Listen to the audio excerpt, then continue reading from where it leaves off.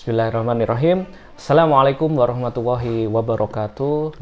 Alhamdulillah bertemu lagi dengan kita di kajian Ustadz Agung Cahyadi menjawab, yang alhamdulillah nanti kita akan jawab pertanyaan-pertanyaan Bapak Ibu netizen yang sudah ditulis di kolom komentar ataupun pesan di media sosial Dompet Al-Quran Indonesia ataupun juga media sosial Ustadz Agung Cahyadi. Nah, di sini ada pertanyaan, Ustadz. Ini simpel pertanyaannya, singkat. Bagaimana hukumnya jika pakaian kita terkena asap babi panggang, Ustadz? Nah, tafadhol, Ustadz. Baik, yang pasti yang sepakat najis babinya. Oh ya. Ini sepakat karena dasarnya banyak. Termasuk firman Allah misalnya surat 6 ayat 145. Allah disitu mengatakan, "Kulla ajidu fi ma uhiya ilayya muharraman ala ta'amin illa ayakuna maitatan aw daman nasun ala ma fa inna rijsun." Babi itu najis. Tapi bagaimana dengan asapnya sudah dibakar? Ini ada dua perbedaan pendapat.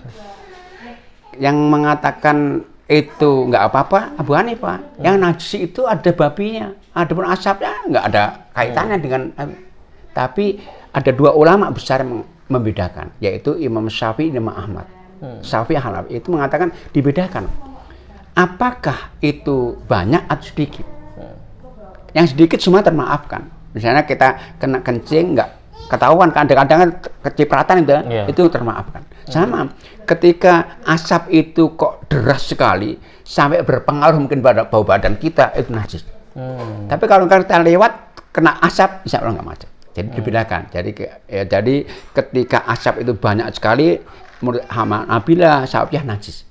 Tapi kalau hanya sekedar dia kena caca nggak berpengaruh sama sekali, insya Allah nggak najis. Oh, gitu. Ya. Itu pendapat dua ulama ini. Tapi Abu Hanifah nggak ada pengaruhnya.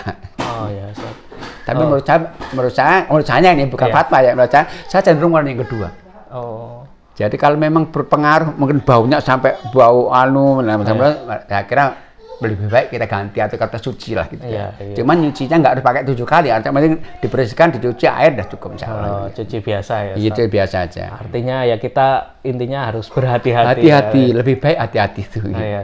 Kalau ini Ustadz, jadi mungkin menyambung ya, ini ketika mungkin kita mau sholat atau wudhu, terus di sisi lain ada darah yang mengalir dalam mungkin kulit kita, baik apakah tangan ataukah kaki gitu ya. Kemudian kita mau sholat, sedangkan darah ini ya ada mengalirnya ya, walaupun nggak deras. Nah, mungkin apakah itu apa gitu ya, penyakit kulit dan lain-lain. Jadi yang disepakati darah najis dari manusia itu darah haid nifas. Oh ya. Kalau darah luka ada perbedaan pendapat. Oh ya. Kalau saya cenderung nggak najis. Kenapa? Para sahabat dulu dalam peperangan itu luka-luka, bukan netes, mengalir darahnya. Kalau mereka itu harus wudhu, ya sulit. Dan dikatakan Umar bin Khattab itu telah luka parah sekali, dia sholat dalam keadaan darah mengalir. Nggak masalah, kan darah manusia sendiri. Sama orang mimisen misalnya, insya Allah nggak masalah. Jadi kalau yang sepakat najis hanya darah haid nih, Kalau darah manusia, kalau dari dirinya sendiri, enggak. Kecuali mengenai orang ya beda ya. Beda. Kalau dengan diri kita mimisen, kita luka, insya Allah nggak najis. Saya setuju pada yang ada. Kalau Imam Syafi'i memang najis, tapi yang lainnya insya Allah itu najis, karena buktinya banyak. Jadi sahabat dalam peperangan banyak terluka-luka, mereka sholat saja.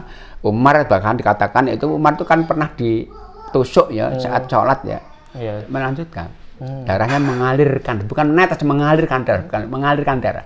Ya Abu Daman gitu. Karena Umar bin Khattab Yusali wajuruh ya, Umar itu sholat dalam kondisi lukanya mengalirkan darah. Jadi berarti nggak najis berarti. Berarti ini ya, nggak harus nunggu darahnya nggak mengalir atau membeku nggak ada. Gitu ya. Buktinya Umar tadi mengalir, bukan insya Allah nggak masalah. Ini ya sahabat-sahabat yang dalam perjuangan itu ternyata juga darahnya mengalir, tapi sholat. Jadi bahkan kan para sahabat dulu ada perintah Allah kan.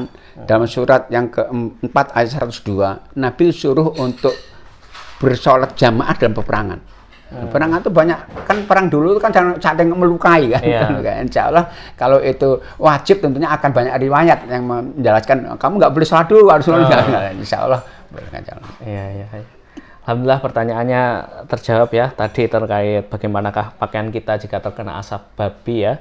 Nah tentunya di sini memang poinnya lebih ke arah berhati-hati kita ya, karena kita lihat dulu asapnya ini sampai merubah apakah bau pakaian kita atau dan lain-lain tiba-tiba berubah ya karena asap itu, atau hanya sekedar cuma numpang saja.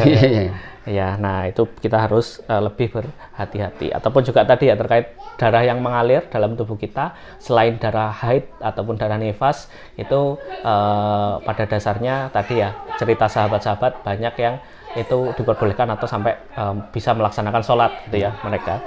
Oke, alhamdulillah pertanyaannya terjawab sudah. Mudah-mudahan bisa bermanfaat buat para bapak ibu ataupun netizen sekalian. Kurang lebihnya mohon maaf dari kami. Billahi taufik wal hidayah. Assalamualaikum warahmatullahi wabarakatuh.